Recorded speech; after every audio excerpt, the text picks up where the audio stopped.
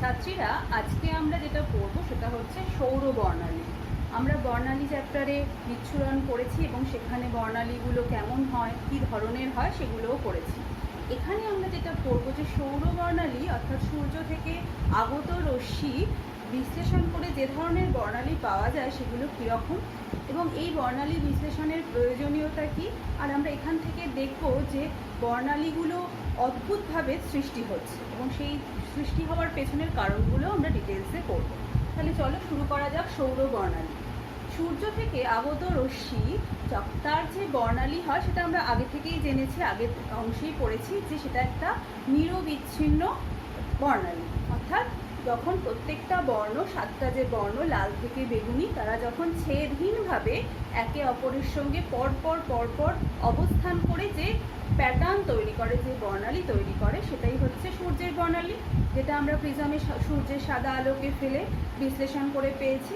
কিন্তু পরবর্তীকালে দেখা গেল আরও খুব ভালো স্পেকট্রোস্কোপি যন্ত্রের সাহায্যে, অর্থাৎ বর্ণালীবীক্ষণ যন্ত্রের সাহায্যে আরও ডিটেলস যত আমরা অ্যানালিসিস করলাম, তখন আমরা জানতে পারলাম যে সূর্যের ওই সাতটা বর্ণালী ছাড়াও ওর মধ্যে কিছু কালো রেখা বর্ণালী পাওয়া গেছে। অর্থাৎ একটা কালো রেখার উপস্থিতি সেখানে বিজ্ঞানীরা লক্ষ্য করলেন এবং এই কালো রেখার উৎপত্তিতে তিনি বললেন যে সূর্যের বর্ণালী শুধুমাত্র নিরবিচ্ছিন্ন কন্টিনিউয়াস স্পেকট্রাম না, এখানে কিছু লাইন, ব্ল্যাক লাইন স্পেকট্রামও আছে, যেগুলো আসলে শোষণ পদ্ধতিতে, যেমন আমরা জানি যে অ্যাবজর্পশন স্পেকট্রামের কথা পড়েছি, সেখানে দু ধরনের বর্ণালী পেয়েছি, একটা হচ্ছে কালো রেখা বর্ণালী, একটা কালো পটি বর্ণালী। তাহলে ওই যে কালো রেখা বর্ণালী, যেটা অ্যাবজর্পশনের মাধ্যমে তৈরি হচ্ছে, সূর্যের নিরবিচ্ছিন্ন বর্ণালীর মধ্যে ওরকম কালো কালো রেখা বর্ণালী পাওয়া গেছে।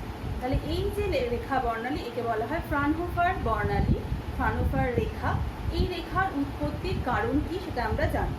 প্রথম বিজ্ঞানী কার্সভ যেটা প্রমাণ করেছিলেন,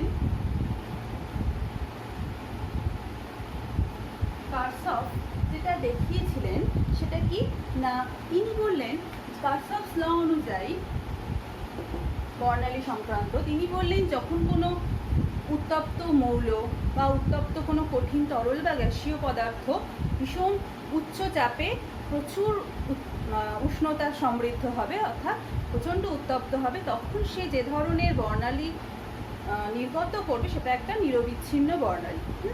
ঠিক সেরকমই সূর্যের ঠিক মাঝখানটা, মানে সূর্যের একদম মধ্যস্থল, যেখানে সূর্যের সমস্তটাই কি, সূর্যের যে মেটেরিয়াল সেটা সমস্তই গ্যাস রূপে অবস্থিত, তার উষ্ণতা কিন্তু কয়েক কোটি ডিগ্রি সেলসিয়াস।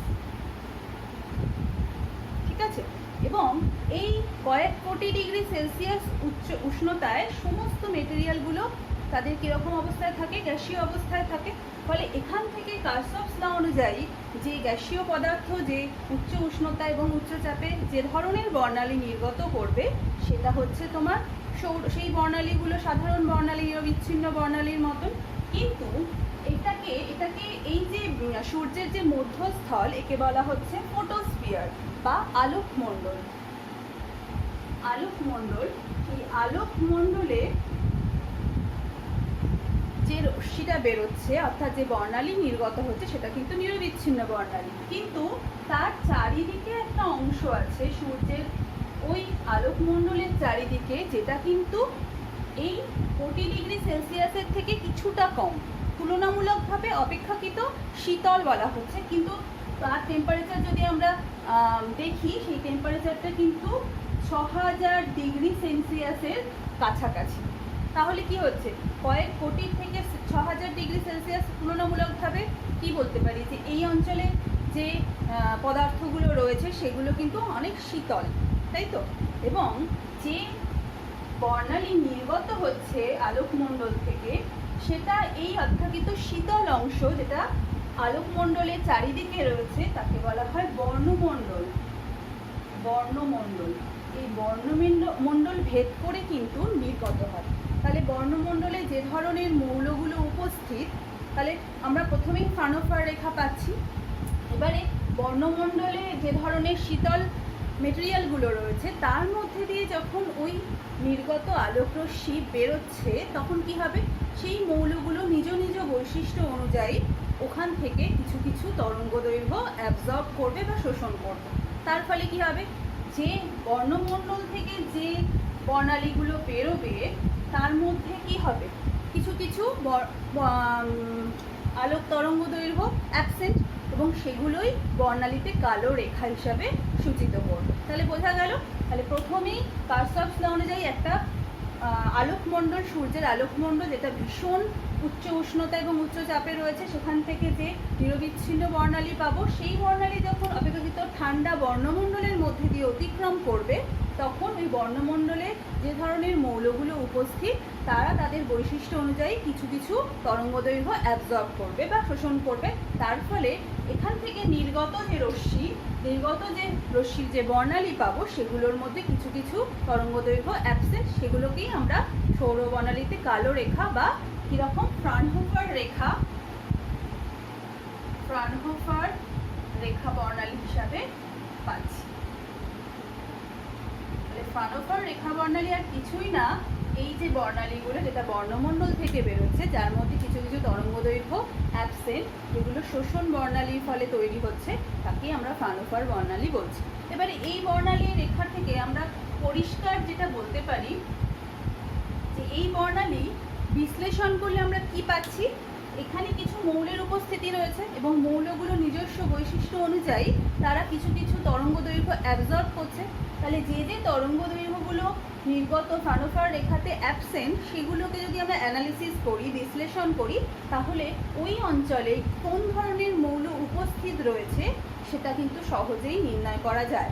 এবং এখান থেকে এইভাবে এই ফ্রানহোফার রেখা বর্ণালী বিভিন্ন স্পেকট্রোমিটারের সাহায্যে আমরা বিশ্লেষণ করে, বর্ণালীবীক্ষণ যন্ত্রের সাহায্যে বিশ্লেষণ করে এখানে 60খানা মৌলেরও বেশি মৌলের উপস্থিতি বর্ণমণ্ডলে পাওয়া গেছে।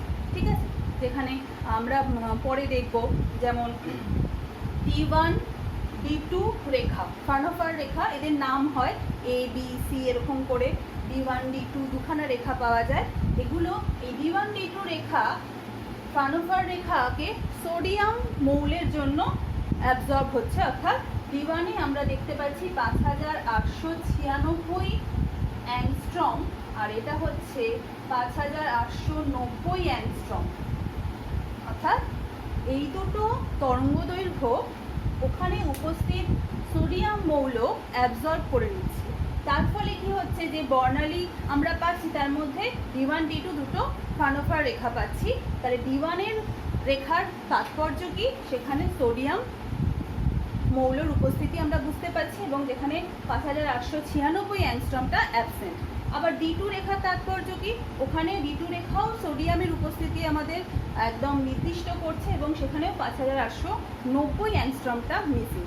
তাহলে এইভাবে কিন্তু বিভিন্ন বর্ণালী, বিভিন্ন তরঙ্গদৈর্ঘ্যকে আমরা অ্যানালিসিস করে ওখানে উপস্থিত মৌলের বিষয়ে জানতে পারি। এবং যেই মৌলগুলোর সংখ্যা কিন্তু নেহাত কম নয়, অনেক বেশি, প্রায় 60-এরও বেশি মৌল সেখানে, হাইড্রোজেন, অক্সিজেন, হিলিয়াম, ক্যালসিয়াম, বোরিয়াম, এই ধরনের বিভিন্ন মৌল কিন্তু উপস্থিত। ঠিক আছে, এরপর যেটা আসছে, এখন আলোকমণ্ডলের পর বর্ণমণ্ডল থেকে যে বর্ণালী বেরোচ্ছে, সেই বর্ণালী কিন্তু আমরা যে কালো রেখাগুলো পাচ্ছি, এখন ভূপৃষ্ঠ থেকে যদি, ওগুলোই তো বায়ুমণ্ডল ভেদ করে ভূপৃষ্ঠে পৌঁছচ্ছে, ওই অবস্থায় অবজার্ভ করা যে বর্ণালী আর ভূপৃষ্ঠ থেকে অবজার্ভ করা বর্ণালীর মধ্যে একটা পার্থক্য দেখা যাচ্ছে। তার মানে কি, এখান থেকে যে কালো রেখাগুলো পাচ্ছি আর ভূপৃষ্ঠ থেকে যে আলোকরশ্মি পেলাম, সূর্যের আলো, তাকে বিশ্লেষণ করে ওই কালো রেখার সংখ্যাটা দেখছি তুলনামূলকভাবে বেশি হচ্ছে। তাহলে কি হলো, এই বর্ণমণ্ডল থেকে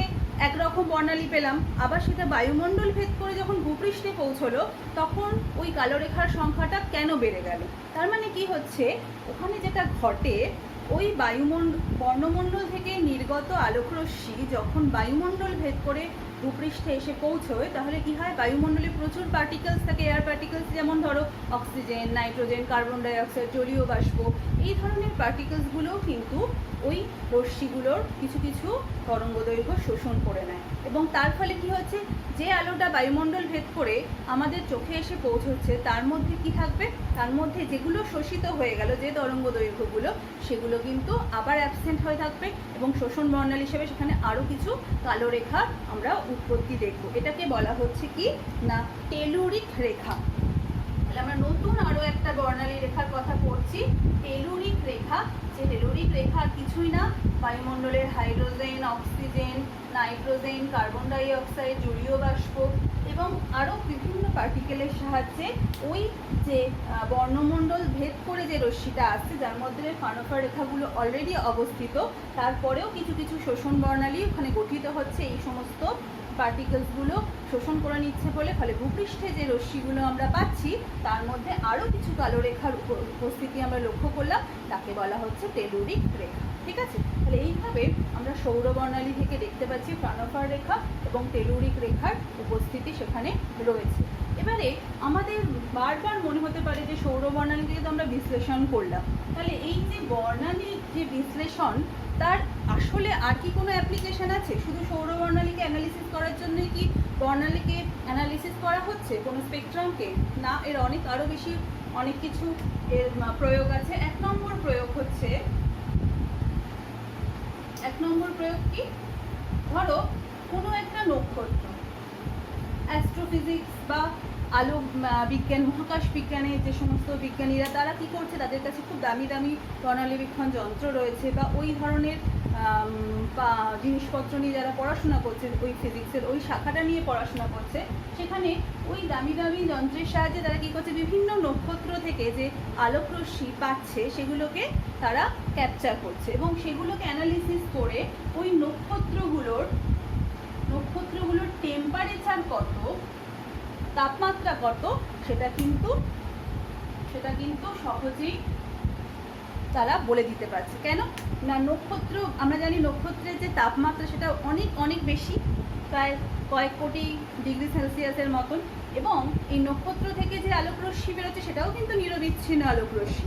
আর আমরা যখন কন্টিনিউয়াস স্পেকট্রামের বৈশিষ্ট্যগুলো পড়েছিলাম সেখানে দেখেছিলাম কি কন্টিনিউয়াস স্পেকট্রামগুলো কি হয় না, তারা কিন্তু ওই যে বস্তু থেকে বেরোচ্ছে, কন্টিনিউয়াস উত্তপ্ত বস্তু থেকে, তার কিন্তু টেম্পারেচারকে সূচিত করে, কিন্তু মৌলটার বিষয়ে খুব বেশি কিছু বলে না কন্টিনিউয়াস স্পেকট্রামটা।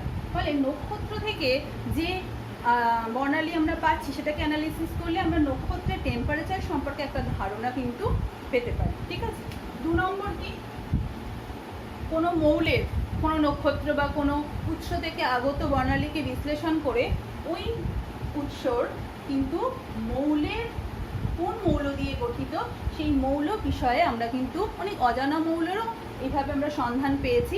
অর্থাৎ দেখা গেছে এমন একটা বর্ণালী আমরা পেয়েছি যে বর্ণালীতে কিন্তু কি আছে না, কোনো একটা স্পেশাল মৌল যখন অ্যাবজর্ব করে নেবে আলোক রশ্মি তখন ওই বর্ণালী সৃষ্টি হয়। তাহলে একটা মৌলের উপস্থিতি তাহলে আমরা কিন্তু বর্ণালী বিশ্লেষণ করে পেতে পারি। আবার কোনো একটা যৌগের তার রাসায়নিক গঠন কীরকম বন্ডিং আছে, তাদের শক্তি স্তর কেমন, রাসায়নিক গঠন কি, এই সম্পর্কে জানতে গেলেও কিন্তু আমাদের বর্ণালীর বিশ্লেষণ ভীষণভাবে প্রয়োজন। ঠিক আছে, তাহলে আশা করি তোমরা সৌর বর্ণালীটা বুঝতে পেরেছো। এরপর আমরা চলে যাব রামান এফেক্ট। ছাত্রীরা, এখন আমরা রামান এফেক্ট করব, রামন ক্রিয়া।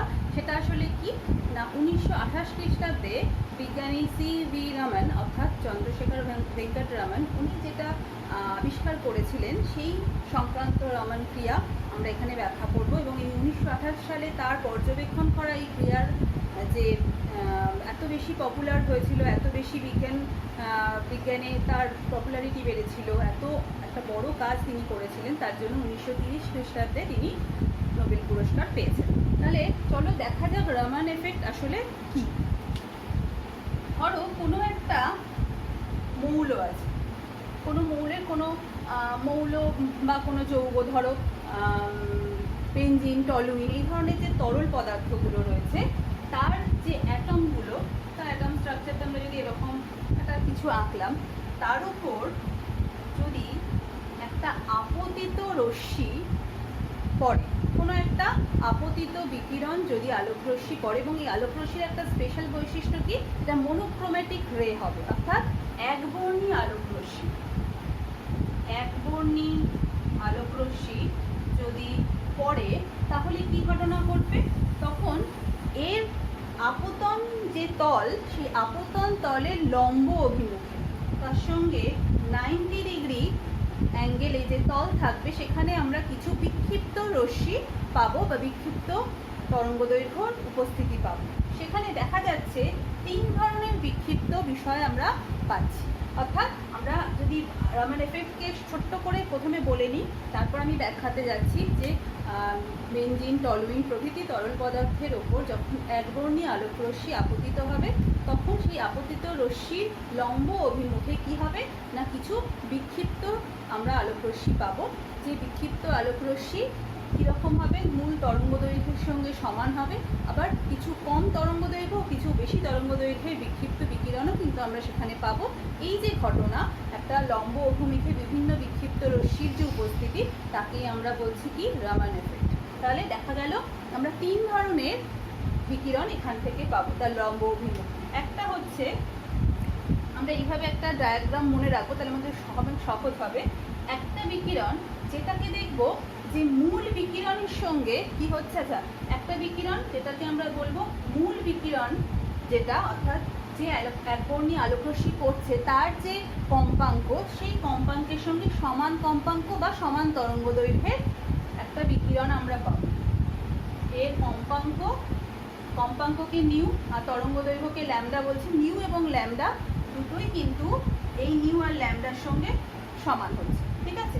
এবং এই যে স্পেশাল রেখাটা, যেটা আমরা রামান ক্রিয়ার একটা পার্ট বলতে পারি, এটাকে র্যালে রেখা বলতে পারি। কেন এই ধরনের নাম হলো আমরা আসছি।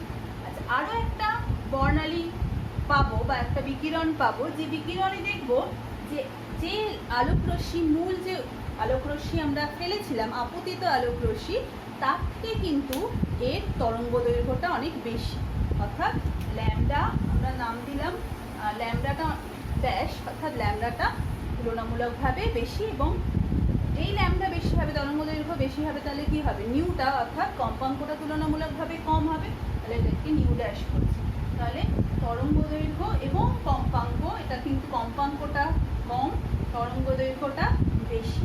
এবং এই ধরনের যে রেখা, তার নাম কি দিলেন তিনি দিলেন স্টোকস রেখা।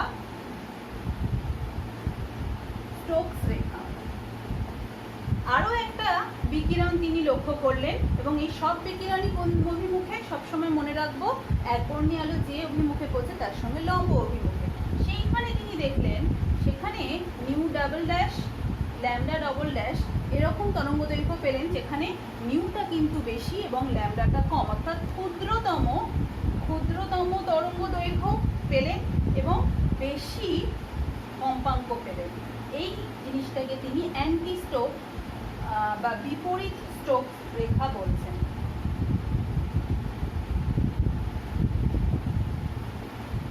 এবং এইভাবে এই স্টোকস রেখা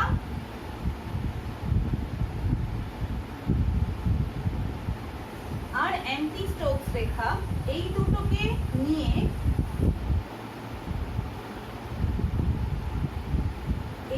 একত্রে বলা হচ্ছে কি রামান লাইন,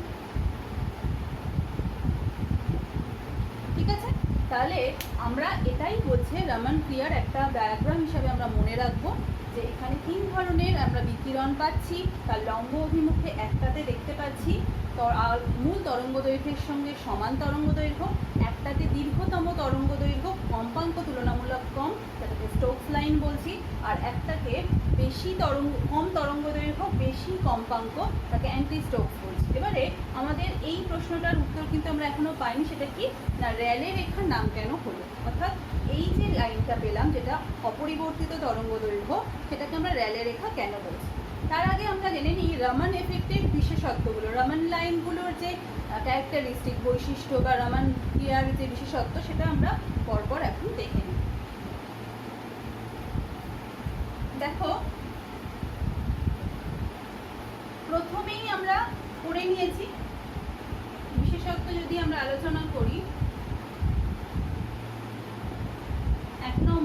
যে স্টোকস রেখা আর অ্যান্টি স্টোকস রেখার আমরা কিন্তু এখানে একটা ব্যাপার পাচ্ছি, তাই তো? অর্থাৎ দীর্ঘতম তরঙ্গ দৈর্ঘ্য ও কম কম্পাঙ্ক এবং স্টোকস রেখাকে ল্যামডা ড্যাশ দিয়ে আমরা লিখছি। এটা হচ্ছে স্টোকস রেখা। এটা একটা রামান রেখার ব্যাপার। 2 নম্বর হচ্ছে ক্ষুদ্রতম তরঙ্গ দৈর্ঘ্য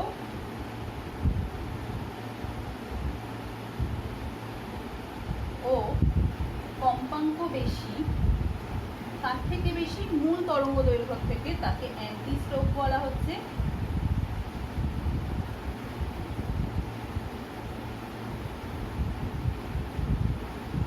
আর এটাকে ল্যামডা ডবল প্রাইম দিয়ে আমরা চিহ্নিত করছি। এইবার 2 নম্বর যে বৈশিষ্ট্য, এটা আমরা প্রথমে গঠনটা বলে নিলাম। 2 নম্বর বৈশিষ্ট্য যখন আমরা বলবো তখন আমরা বলবো কি না, এই যে স্টোকস লাইন আর অ্যান্টি স্টোকস লাইন এটা কিভাবে অবস্থান করে বর্ণালীতে, মূল যে তরঙ্গ দৈর্ঘ্য তার দুপাশে সমান কম্পাঙ্কের ব্যবধানে স্টোকস এবং অ্যান্টি স্টোকস লাইন অবস্থান করে। এটা কিন্তু আমাদের একটা খুব ভালো বিশেষত্ব বা ক্যারেক্টারিস্টিক্স, যে স্টোকস আর অ্যান্টি স্টোকস লাইনগুলোর অবস্থানটা কেমন হয়। সবসময় যদি এরকম একটা গ্রাফিক্যাল রিপ্রেজেন্টেশন দেখাই যেখানে কম্পাঙ্ক বা তরঙ্গ দৈর্ঘ্য রিপ্রেজেন্ট করে, তাহলে এখানে দেখবো যে মূল যে কম্পাঙ্ক সেটা এই লাইন দিয়ে যদি আমরা বলি তাহলে সমান কম্পাঙ্কের ব্যবধানে আমরা কিছু কি পাবো, স্টোকস লাইন পাবো।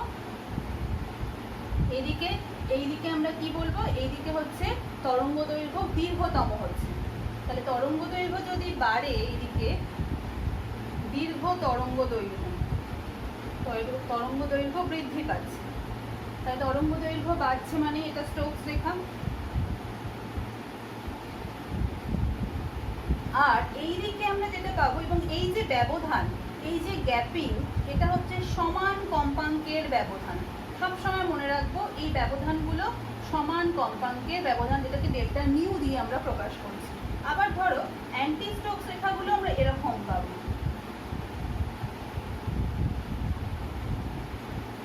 এইদিকে কি হচ্ছে, তরঙ্গ দৈর্ঘ্য কমছে।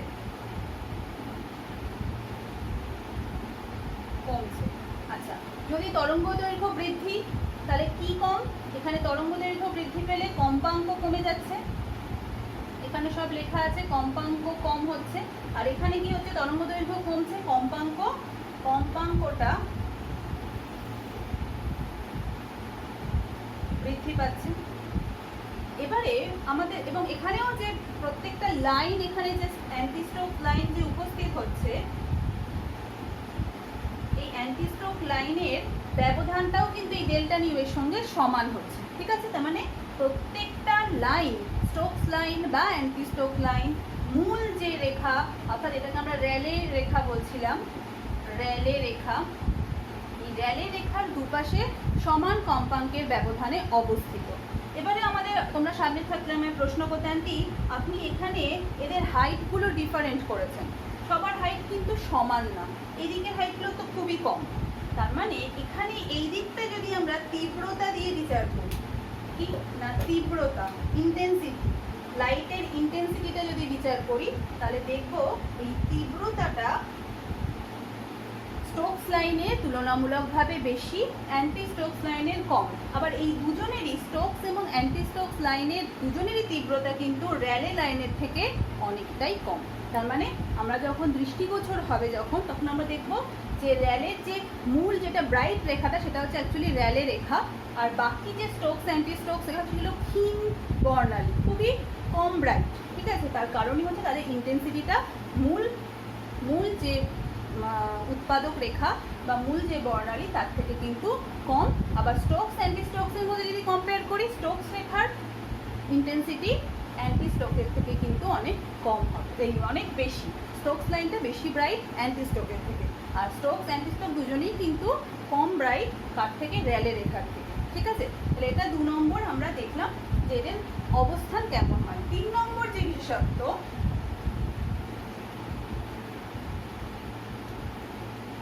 নম্বর যে বিশেষত্ব, সেখানে আমরা কি দেখব না, এই যে দুজনের যে আমরা স্টোকস লাইন অ্যান্টি স্টোকস লাইনের যে কম্পাঙ্কের রাশিমালাটা দিলাম এবং দুজনেই একটা কম্পাঙ্কের ব্যবধানের ওপর নির্ভরশীল, তার মানে কি হচ্ছে, মূল আপতন হচ্ছে নিউ।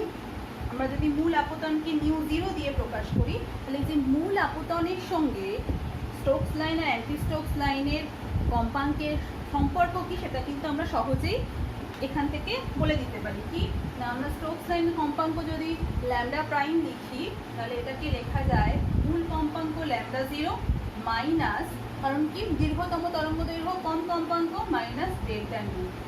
আবার নিউ ডাবল ড্যাশ, এটা হচ্ছে স্টোকস লাইন, আবার নিউ ডাবল ড্যাশকে লেখা যায় new zero plus delta new, এটা অ্যান্টি স্টোকস লাইন। ঠিক আছে, তাহলে এই যে রাশিমালা, এখান থেকে আমরা প্রত্যেকে দেখতে পাচ্ছি যে এই নিউ জিরোর ওপর কিন্তু নিউ ড্যাশ এবং নিউ ডাবল ড্যাশ অর্থাৎ স্টোকস লাইন আর অ্যান্টি স্টোকস লাইনগুলো, বিপরীত স্টোকস লাইনগুলো কিন্তু মূল উৎপাদক বর্ণালীর ওপর নির্ভরশীল।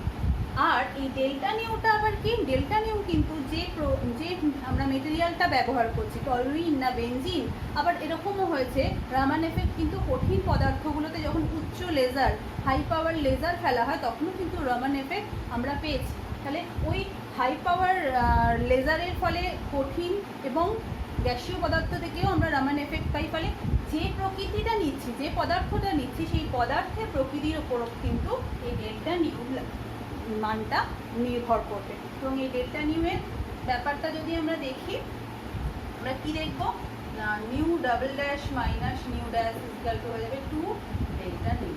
ঠিক আছে, তাহলে এখান থেকে আমরা এইগুলো পেলাম। এরপর আরেকটা জিনিস আমাদের বলার, এটা হচ্ছে 4 নম্বর যদি আমরা বলি, এটা কি যে এই যে বারবার বলছি যে ডেল্টা নিউটা কতটা, এটা আমাদের মনে হতে পারে। সব সময় মনে রাখবো, যদি আমরা আপতিত যে তরঙ্গ দৈর্ঘ্য তার কম্পাঙ্ক যদি পরিবর্তিত করি, তাহলে বুঝতেই পারছি যেহেতু নিউ ড্যাশ এবং নিউ ডাবল ড্যাশ এটা দুটোই Stokes line anti Stokes line দুটোই উৎপাদক বর্ণালীর কম্পাঙ্কের ওপর নির্ভরশীল। ফলে উৎপাদক বর্ণালীটা যদি পরিবর্তিত হয়, তাহলে কিন্তু নিউ ড্যাশ নিউ ডাবল ড্যাশটাও পরিবর্তিত হবে। কিন্তু ডেল্টা নিউটা বারবার বলছি কার ওপর নির্ভরশীল, যে পদার্থটা আমি ব্যবহার করছি পরীক্ষার জন্য, সেই পদার্থটার ওপর, প্রকৃতির ওপর নির্ভরশীল। তাহলে এখন যেটা আমাদের বক্তব্য, এই ডেল্টা নিউটা কিন্তু মূল যে উৎপাদক বর্ণালীর কম্পাঙ্ক তার থেকে অনেক ক্ষুদ্র হয়। এটা একটা বৈশিষ্ট্য, সেটা আমরা মনে রাখবো। 5 নম্বরে আমরা বলতে পারি, এই যে Stokes line anti Stokes line, এগুলোর বিক্ষেপণটা, যে বিক্ষেপণটা পেলাম ক্ষুদ্রতম দীর্ঘতম তরঙ্গ দৈর্ঘ্যের, এখানে কিন্তু এই বিক্ষেপণটা, আমরা বিক্ষেপণের যে নিয়ম শিখেছি, ক্লাস 10-এ পড়েছি, আমরা ক্লাস 12-এও পড়েছি যে র্যালে স্ক্যাটারিং, অর্থাৎ বিজ্ঞানী র্যালে কি বলেছিলেন যে বিক্ষিপ্ত যে রের যে ইন্টেন্সিটি, সেই বিক্ষেপণটা কি হয়, λ⁴ এর সঙ্গে সমানুপাতিক হয়। যার তরঙ্গ দৈর্ঘ্য বেশি সে কম বিক্ষিপ্ত হবে, যার কম তরঙ্গ দৈর্ঘ্য কম সে বেশি বিক্ষিপ্ত হবে, সেটা আমরা পড়েছিলাম। তাহলে এখানে যেটা হচ্ছে, এই Stokes line anti Stokes line যখন বিক্ষিপ্ত আকারে আমরা পাচ্ছি, তখন কিন্তু এই র্যালে স্ক্যাটারিংটা সেটা মেনে চলছে না। কিন্তু তার মধ্যে যে ওই যে মূল যে উৎপাদক বর্ণালী আমরা পেয়েছি, যেটা একই সঙ্গে রয়েছে, অর্থাৎ যেটা আপতিত হচ্ছে তার সঙ্গে লাইনটা যে লম্ব আকারে, যার কম্পাঙ্কের কোনো পরিবর্তন ঘটছে না, যা তরঙ্গ দৈর্ঘ্যের মূল তরঙ্গ দৈর্ঘ্যের সঙ্গে সমান, তার কিন্তু স্ক্যাটারিংটা I proportional to 1/λ⁴, অর্থাৎ র্যালে স্ক্যাটারিং এর সঙ্গে সমতুল্য। তাই ওই লাইনটাকে, অর্থাৎ যেটা মূল কম্পাঙ্কের সঙ্গে সমান কম্পাঙ্ক বিশিষ্ট লাইন, তাকে আমরা র্যালে লাইন বলছি। তাহলে কেন র্যালে লাইন নাম দেওয়া হলো? অ্যান্টি স্টোকস ছাড়া আরেকটা যে লাইন আমরা পাচ্ছি, এটার কম্পাঙ্ক তরঙ্গদৈর্ঘ্য মূল কম্পাঙ্কের সঙ্গে সমান, তার কারণ হচ্ছে ওর যে বিক্ষেপণ সেটা কিন্তু র্যালে স্ক্যাটারিংয়ের থেকে আমরা পাই। তার ম্যাথমেটিক্যাল ফর্ম আমরা I proportional to 1/λ⁴ এর সঙ্গে সমান বলতে পারি, সেই জন্য এটাকে আমরা র্যালে লাইন বলছি, র্যালে রেখা। আর কি, স্টোকস অ্যান্টি স্টোকস রেখা কখনোই র্যালে রেখাকে, অর্থাৎ I proportional to 1/λ⁴ এই বিক্ষেপণকে মেনে চলে না। ঠিক আছে, তার জন্য এই লটা প্রযোজ্য নয়। আর কি 6 নাম্বার, আমরা যে রামান ক্রিয়ার ফলে যে রেখাগুলো পাচ্ছি সেগুলো সবাই কিন্তু পোলারাইজড, অর্থাৎ সমাবর্তিত আলো। অর্থাৎ সমবর্তিত আলো কি, আলো সমাবর্তন পদ্ধতি কি, সেগুলো আমাদের একটা বড় চ্যাপ্টার আছে, আমরা সে তখন করব। আমরা শুধু মনে রাখবো যে আলোকরশ্মিটা পাচ্ছি, সেই আলোকরশ্মিগুলো কীরকম, বিক্ষিপ্ত আলোকরশ্মিটা সবসময় পোলারাইজড বা সমবর্তিত। তাহলে এই বৈশিষ্ট্যগুলো আমরা মনে রাখবো। আচ্ছা, আরেকটা যেটা আছে যে এই যে কম্পাঙ্কের হ্রাস বা কম্পাঙ্কের বৃদ্ধি, এই বিষয়টাকে কোয়ান্টাম মেকানিক্স দিয়ে কিভাবে আমরা, কোয়ান্টাম থিওরি দিয়ে কিভাবে আমরা ব্যাখ্যা করতে পারি। এই ব্যাখ্যাটা করলেই আমাদের পরিষ্কার হয়ে যাবে কেন ওই রকম কোনো পদার্থের ওপর আলোকরশ্মি আপতিত হয়ে মূল তরঙ্গদৈর্ঘ্য নির্গত করছে, আবার কম তরঙ্গদৈর্ঘ্য নির্গত করছে, আবার বেশি তরঙ্গদৈর্ঘ্য নির্গত করছে, সেটা আমরা এইখান থেকে আলোচনা করতে পারি। তার জন্য আমাদের কি করতে হবে, যখন এটা আমরা বলতে পারি যে এনার্জি লেভেল থেকে বা কোয়ান্টাম থিওরি থেকে আমরা এর ব্যাখ্যা করতে পারি। ঠিক আছে,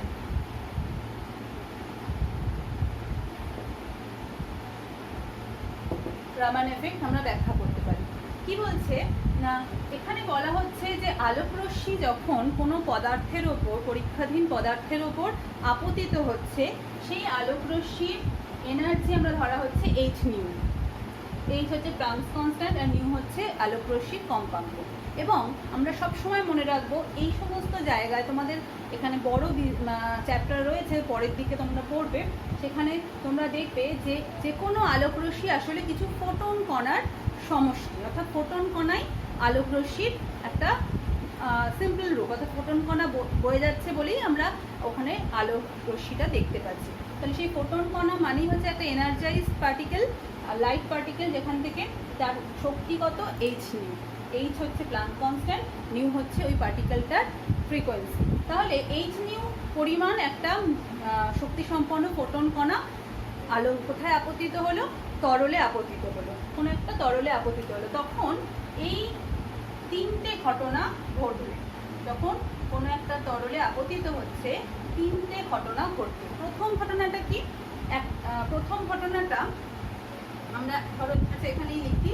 প্রথম ঘটনাটা হচ্ছে একটা স্থিতিস্থাপক ইলাস্টিক সংঘর্ষ হবে, অর্থাৎ যখন আলোকরশ্মি পড়লো, ওই আলোকরশ্মি লম্ব অভিমুখে কোনো রকম পরিবর্তন ছাড়া, কীরকম পরিবর্তন, তরঙ্গদৈর্ঘ্য ও কম্পাঙ্কের কোনো রকম পরিবর্তন ছাড়া রূপান্তরহীন একটা বিকিরণ আমরা পাচ্ছি।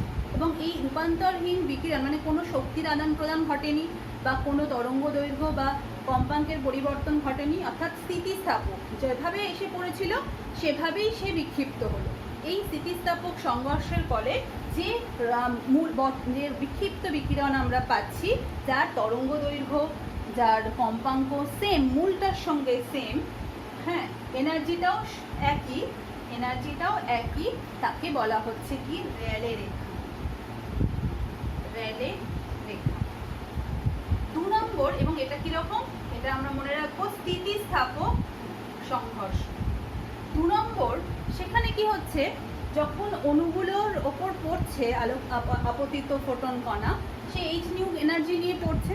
এবারে এর মধ্যে, তরলের মধ্যে কোনো কোনো অণু যদি লোয়ার এনার্জি স্টেটে থাকে, তার এনার্জি লেভেল অনেক লো, সেই সময় সে কী করতে পারে, সে ওই ফোটন রে থেকে কিছুটা পরিমাণ এনার্জি নিতে পারে, শোষণ করতে পারে, এবং করে এনার্জাইজড হয়ে হায়ার এনার্জি লেভেলে সে চলে গেল। তাহলে সে ছিল লোয়ার এনার্জি লেভেলে, সে খানিকটা শক্তি নিল এইচ নিউ থেকে, এবং হায়ার এনার্জি লেভেলে সে চলে গেল। কি না, ওই মলিকিউল বা ওই অ্যাটমটা, অণুগুলো। ঠিক আছে, এইবার যেই ফোটন কণা থেকে সে নিল এনার্জিটা, তাহলে ফোটন কণার এনার্জি লেভেল কি হবে, লোয়ার হয়ে যাবে। তাহলে এনার্জি লেভেল লোয়ার হয়ে যাওয়া মানেও ফ্রিকোয়েন্সি কমে যাবে। তাহলে ফ্রিকোয়েন্সি কমে গেলেই আমরা দেখলাম তার এখন ফ্রিকোয়েন্সি কমে গেছে, আমরা তখন কি পাচ্ছি, স্টোকস রেখা পাচ্ছি। এবং এখানে যেহেতু এনার্জির একটা ট্রান্সফার হচ্ছে, ফলে এটা কিন্তু স্থিতিস্থাপক সংঘর্ষ কলিশন হচ্ছে না, এটা অস্থিতিস্থাপক সংঘর্ষ হচ্ছে। 3 নম্বর যেটা, এখানে আমরা স্টোকস লাইন পেয়ে গেলাম। 3 নম্বরে যেখানে কি হচ্ছে, সেখানে কোনো তরলের, যে তরলের উপর রশ্মির আপতন ঘটছে, সেই তরলের আবার কি হয়, সেই তরলের আবার কিছু কিছু অণু এনার্জাইজ থাকে, হায়ার এনার্জি লেভেলে থাকে। তাহলে ফোটন যখন আপতিত হলো, তখন ওই অণু থেকে ফোটন কিছু শক্তি নিল, অর্থাৎ ফোটন তখন কি শক্তি নিয়ে, যেই ওই অণুগুলো শক্তি দিয়ে দিল, বর্জন করলো, সে কিন্তু লোয়ার এনার্জি লেভেলে চলে গেল, ফোটন কিন্তু হায়ার এনার্জি লেভেলে চলে গেল। তখন আমরা কি পাচ্ছি, তখন তার কম্পাঙ্ক কিন্তু কি হচ্ছে, বৃদ্ধি পাচ্ছে। তখন আমরা যদি এইচ নিউ ডাবল ড্যাশ করি, তাহলে তার এনার্জি বেড়ে গেল, এবং এনার্জি থেকে তার কম্পাঙ্কটা কি হলো, কম্পাঙ্কটাও বৃদ্ধি পেল। এখান থেকে আমরা দেখলাম যে তার কম্পাঙ্ক বাড়লো, এবং আমরা বিপরীত স্টোকস রেখা বা অ্যান্টি স্টোকস রেখা পেলাম। এবং এটাও কিন্তু কি না, একটা অস্থিতিস্থাপক সংঘর্ষ। তাহলে এইভাবে কোয়ান্টাম থিওরির সাহায্যে আমরা প্রমাণ করলাম যে স্থিতিস্থাপক সংঘর্ষের ফলে কিন্তু র্যালে রেখা উৎপত্তি হচ্ছে, যার এনার্জি আগেরটার সঙ্গে একই থাকছে। আর অস্থিতিস্থাপক সংঘর্ষ বা কলিশনের ফলে কিন্তু স্টোকস আর অ্যান্টি স্টোকস তৈরি হচ্ছে। স্টোকস তৈরি হচ্ছে যখন এনার্জি লেভেল কমে যাচ্ছে, অর্থাৎ ফোটনটা এনার্জি দিয়ে দিচ্ছে, এবং আমরা তখন হায়ার ওয়েভলেন্থের রে পাচ্ছি, সেটাকে স্টোকস লাইন বলছি। আর যখন এনার্জি, কোন ফোটন এনার্জি বেড়ে যাচ্ছে, তখন তার কম্পাঙ্কও বাড়ছে এবং এনার্জিও বাড়ছে, তখন আমরা অ্যান্টি স্টোকস রেখা পাচ্ছি। ঠিক আছে, আশা করি বোঝা গেছে। এবারে আমরা যদি একটা ইকুয়েশন বানাই, যে ইকুয়েশন থেকে আমরা এই তিনটে রের ব্যাপারটা আরও ভালোভাবে ব্যাখ্যা করতে পারি, সেটা কি দেখো, আমরা ধরে নিচ্ছি যে অণুর ফোটন কণার এনার্জি এইচ নিউ, যেটা আলোকরশ্মি আপতিত হচ্ছে, যে অণুগুলোর ওপর পড়ছে, যে পদার্থটার উপর পড়ছে, তার প্রত্যেকটা অণুর ভর এম। আচ্ছা, তার বেগ, প্রাথমিক বেগ ভি ধরছি, এবং অণুগুলো তো সবসময় গতিশীল, অণুগুলোর প্রাথমিক বেগ ভি। আর সংঘর্ষের পর, অর্থাৎ তার উপর আপতন ঘটার পর, বিক্ষেপণের পর তার বেগ চেঞ্জ হয়ে ভি ড্যাশ হলো। সংঘর্ষের আগে তার কম্পাঙ্ক ছিল নিউ, এখন কম্পাঙ্কটা নিউ ড্যাশ হলো। ঠিক আছে, এগুলো আমরা সব ধরে নিচ্ছি।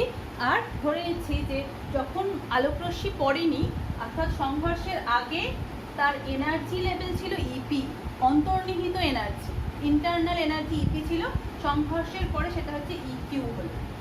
ঠিক আছে, তাহলে এখন আমরা যেটা বলতে পারি, কি বলতে পারি, যেহেতু প্রথম অবস্থায় মোট শক্তি, অর্থাৎ সংঘর্ষের আগে যেটা শক্তির নিত্যতার সূত্র, সংঘর্ষের আগে মোট শক্তি আর সংঘর্ষের পরে মোট শক্তি সবসময় কি হবে, শক্তির নিত্যতার সূত্র অনুযায়ী একই হবে। তাহলে একটা সংঘর্ষ হয়েছে, কীরকম সংঘর্ষ, আলোকরশ্মি আপতিত হয়েছে অণুগুলোর ওপর এবং তারপর বিক্ষেপণ ঘটেছে। তাহলে এই যে ঘটনাটাকে আমরা যদি এনার্জি লেভেল দিয়ে, মানে এনার্জির মোট শক্তির কনজারভেশন দিয়ে যদি আমরা বলি, তাহলে কি হচ্ছে, প্রথম হচ্ছে তোমার অন্তর্নিহিত শক্তি কি, ইপি।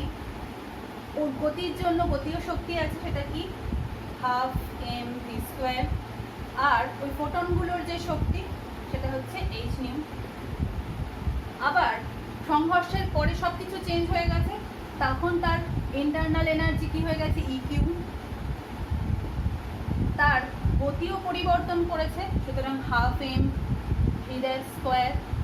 আর কি, আর হচ্ছে নিউ প্রাইম হয়ে গেছে, অর্থাৎ কম্পাঙ্কের পরিবর্তন ঘটেছে, সুতরাং এইচ নিউ প্রাইম হচ্ছে তার ফোটনের এনার্জি। তাহলে এইটার সঙ্গে এটা সমান হবে, কারণ এটাই হচ্ছে এনার্জি কনজারভেশন ল, অর্থাৎ শক্তি নিত্যতার সূত্র। এইবার আমরা যদি এখান থেকে একটু ব্যাপারটাকে সাজিয়ে নিই, অর্থাৎ আমরা এক কাজ করি, ইপি। আচ্ছা, এখানে একটা কথা বলার, যেহেতু আমরা এরকম অবজার্ভ করা গেছে যে তরলের ওপর আলোকরশ্মিকে আপতন ঘটানো হচ্ছে, আপতনের পর যখন বিক্ষেপণ ঘটছে, তরলের তাপমাত্রা কিন্তু একই থাকছে, অর্থাৎ আগে আপতনের আগে, আলোকরশ্মির আপতনের আগে তরলের তাপমাত্রা যেরকম ছিল, পরেও কিন্তু প্রায় একই থাকছে, অর্থাৎ তাপমাত্রার কোনো পার্থক্য হচ্ছে না। এখান থেকে যেটা বলার, তাপমাত্রা যেহেতু পার্থক্য হচ্ছে না, তার মানে অণুগুলোর গতিশক্তিরও কোনো পরিবর্তন ঘটছে না। তাহলে এই দুটো প্রায় সমান ধরে নিয়ে এই দুটোকে আমরা ইকুয়েশন থেকে বাদ দিতে পারি। গতিশক্তি একই থাকছে যেহেতু তরলের উষ্ণতা সেম থাকছে। তাহলে এখান থেকে আমরা লিখতে পারি E P plus H new EQ plus H new prime. তাহলে আমরা যদি লিখি H new dash minus H new, তাহলে এখান থেকে ইপি মাইনাস ইকিউ আমি কক্ষগুলো চেঞ্জ করে নিলাম, ঠিক আছে। এবার এখান থেকে নিউ প্রাইম কমন নিলাম, এইচ কমন নিলাম, তাহলে nu prime minus nu EP minus EQ, তাহলে nu prime minus nu EP minus EQ by H. H কিন্তু প্লাঙ্ক কনস্ট্যান্ট, এটা সবসময় একটা ধ্রুবক, প্লাঙ্কের ধ্রুবক বলা যেতে পারে। এইবার আমরা পরিবর্তিত কম্পাঙ্ক নিউ ড্যাশ ইকুয়াল টু কি পেলাম, nu plus EP minus EQ by H. এইবার এই ইকুয়েশনটাকে যদি আমরা অ্যানালিসিস করি, প্রথম যখন ইপি ইজিক্যাল টু ইকিউ তখন কি ঘটনা ঘটবে, এটা উপরের অংশটা কি হয়ে যাচ্ছে, zero, zero by H zero. তাহলে এখান থেকে আমরা পেয়ে যাচ্ছি nu prime equal to nu, অর্থাৎ সংঘর্ষের আগে যে ফ্রিকোয়েন্সি ছিল, অর্থাৎ আপতিত তরঙ্গের ফ্রিকোয়েন্সি, সংঘর্ষের পরে যে ফ্রিকোয়েন্সি তৈরি হলো সেই দুটো ফ্রিকোয়েন্সি কি সেম। মূল উৎপাদক রেখার সঙ্গে বিক্ষিপ্ত রেখার কম্পাঙ্ক যখন সমান হয় তাহলে আমরা তখন কি রেখা পাই, সেই রেখাটার পার্টিকুলার নাম কি, র্যালে রেখা। তাহলে এই অবস্থায় আমরা র্যালে রেখা পাচ্ছি। 2 নম্বর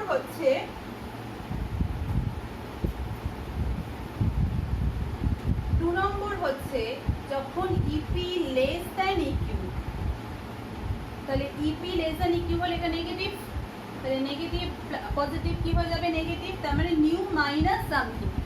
তাহলে নিউ মাইনাস সামথিং মানে নিউ মাইনাস ডেল্টা নিউ, তাহলে মাইনাস মানে হচ্ছে ফ্রিকোয়েন্সি কি হয়ে যাচ্ছে, কমে যাচ্ছে। তাহলে এখান থেকে আমরা লিখতে পারি নিউ ড্যাশটা লেস দ্যান নিউ হয়ে যাচ্ছে। কি বুঝতে পারছি, যখনই নিউটার থেকে কমে গেল তাহলে নিউ ড্যাশটা কি হয়ে গেল, নিউ এর থেকে কম হয়ে গেল। নিউটা বেশি, তাহলে নিউ এর থেকে মাইনাস করে নিউ ড্যাশ পেলাম। সুতরাং এই অবস্থায় ফ্রিকোয়েন্সি অর্থাৎ বিক্ষিপ্ত রশ্মির ফ্রিকোয়েন্সি যদি মূল ফ্রিকোয়েন্সির থেকে কমে যায় তখন আমরা দীর্ঘতম তরঙ্গ দৈর্ঘ্য পাচ্ছি এবং তাকে বলা হচ্ছে স্টোকস লাইন। তাহলে এইভাবে আমরা স্টোকস লাইনের উৎপত্তি পেলাম। 3 নম্বর হচ্ছে যখন ইপি গ্রেটার দ্যান ইকিউ হয়ে যাবে তখন কি হবে, বোঝাই যাচ্ছে এটা প্লাস হয়ে যাচ্ছে।